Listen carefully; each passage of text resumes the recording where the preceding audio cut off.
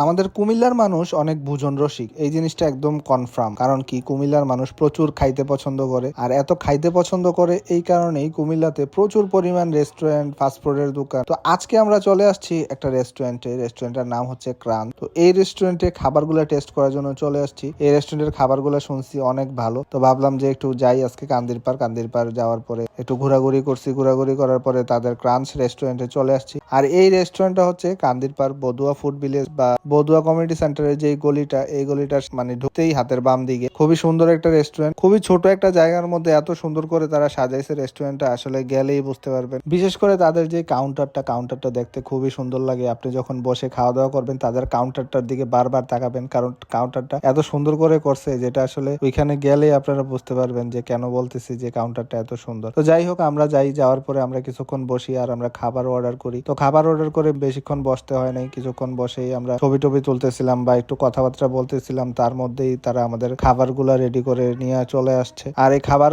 আসার আগ পর্যন্ত আমি বসে বসে তাদের চারিদিকের পরিবেশটা ভিডিও করতেছিলাম। আমার কাছে আসলে রেস্টুরেন্টটা খুব ভালোই লাগতেছিল, কারণ ছোট্ট একটা জায়গার মধ্যে তারা খুব সুন্দর করে সাজাইছে। তো যাই হোক, তারপরে আমাদের কাঙ্ক্ষিত খাবার চলে আসছে।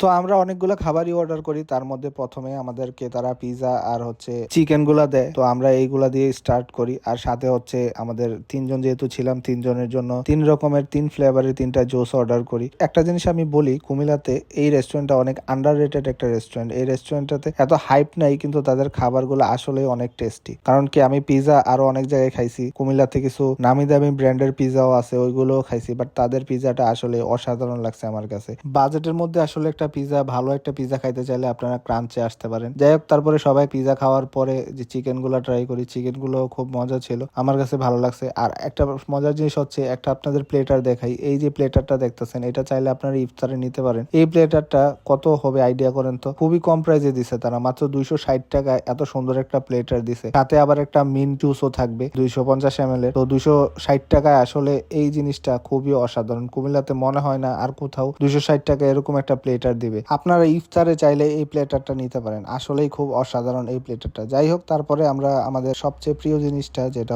Oven bake pasta. তো এই ওভেন বেক পাস্তাটা নিলাম। পাস্তাটা আসলেই অনেক টেস্ট। সত্যি কথা বলতে, অনেকে হয়তো বলতে পারেন যে খাইতেছি এই কারণে হয়তো বা টেস্ট বলতেছি, আসলে অনেক জায়গায় তো খাওয়া দাওয়া করি, তো এই জায়গায় দেখলাম যে তাদের খাবারগুলো আসলেই অনেক টেস্ট। কারণ পাস্তাটা অনেক বেশি পরিমাণ ছিল। আপনারা অন্যান্য জায়গায় যখন খান তো পাস্তা কেমন থাকে জানি না, বাট এইখানের পরিমাণটা অনেক বেশি ছিল। 2-3 জন মানুষ অনায়াসে এই পাস্তাটা খাইতে পারবে। আর হ্যাঁ, তাদের বিহেভিয়ারও অনেক ভালো ছিল। তো আপনারা যারা কুমিল্লাতে আছেন, রেস্টুরেন্টে বা ইফতারের জন্য কোনো জায়গা খুঁজতেছেন, তারা চাইলে ক্রাঞ্চে যে ইফতার করতে পারেন। তাদের প্লেটার গুলো আসলেই খুব সুন্দর। তারপরে আমি এখানে যে ওনার ভাইয়ের সাথে অনেকক্ষণ কথাবার্তা বললে বিদায় নিলাম। সবাই ভালো থাকবেন, সুস্থ থাকবেন, আর চাইলে ক্রাঞ্চ থেকে ঘুরে আসতে পারেন। আল্লাহ হাফেজ।